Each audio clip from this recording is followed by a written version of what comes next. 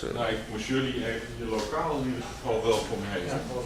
Dat kan ik volgens mij gewoon doen, want Hans die doet het namens ons allemaal.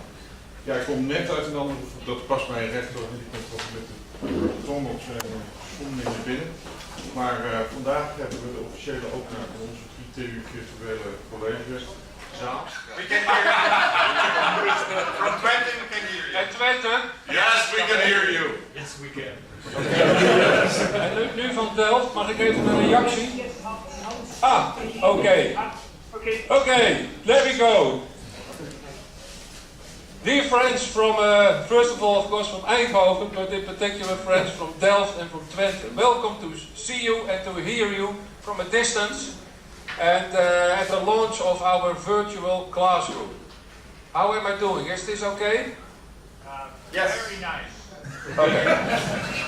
Okay. The virtual classroom introduces modern video conferencing technology to the classrooms and lecture halls of our universities.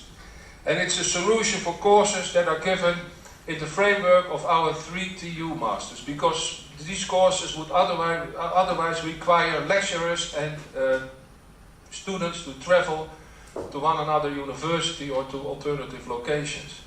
As we all know that the 3TU masters, they have a common core that is identical or almost identical at each location and specialized parts of the 3 universities. So there is no need to double the lectures and there is no need to waste time on traveling anymore. So in this respect, the 3TU virtual classroom can be, should be and is a real time saver for students and lecturers. And as such it has been already praised by our students. Several lectures have been selected for the pilot virtual classroom. For instance, the lecture for embedded systems was given here in Eindhoven by Professor Jan Vliesel-Grote. The students' response was very positive, both to the lecture and to the fact that it saved so much time to use the virtual classroom. So today we celebrate the official opening, and for this we have a small program. It lasts about 40-45 minutes. To get some taste of how it works, we first have from Twente, Professor Stefano Stramignoli. So I thought about talking about 3D dynamics, and this is the experiment. If you take a box as this side, and of course everybody tonight will do that at home, and you try to rotate this box. I will do it first fast, and then I will do it in slow motion, holding it myself. If I rotate this like this, I don't know if it's in the picture, you see that when a rotation happens like this, this keeps on rotating along this rotation. This rotation is stable. If I rotate it along this axis, here, this also is stable. It keeps on rotating around this axis. But now if I choose this one, there is no way that this can keep on rotating along the same axis. And due to the feed that is slower, I have a video that was actually done, because now we have gravity, so I cannot let it rotate here. After a while this falls down. But this, of course, you can do it at 0G as well. So what you see now in the video is exactly this, with the hard disk. You see that after a while you have a spin, and then it rotates again. Questions from the audience?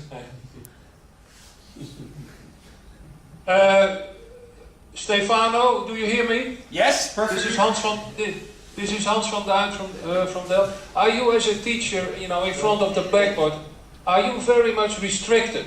I mean, in the way you move around, because you did not move very much. Yeah, but for an Italian not to move is very difficult. Could you tell us, you did some lectures with this new environment. How did you prepare yourself for it? Can you hear me? Can you hear me? Yeah, okay. How did you prepare yourself? Can you tell me something about it? Sure, I can. Yeah. Well, first of all, we met with Adrie Kooijman because I was completely new with this kind of lecturing. So we had to find out how does it really work? What do we need? Do we need headsets? Do we need to stand still? Or what special kind of demands are there for us? But it turned out to be that there are not many specific demands. I can work.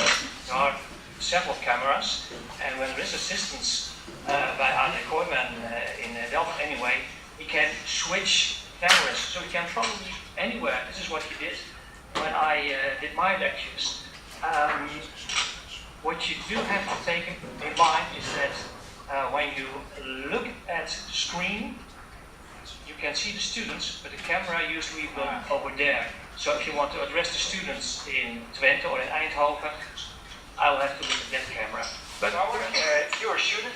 Yes. You come a bit here, maybe there's your camera. Yes.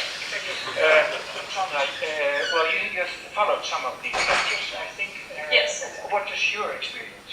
Well, my first experience was a little bit weird because there was only one camera on top of the television, and the camera we're talking into right now wasn't there.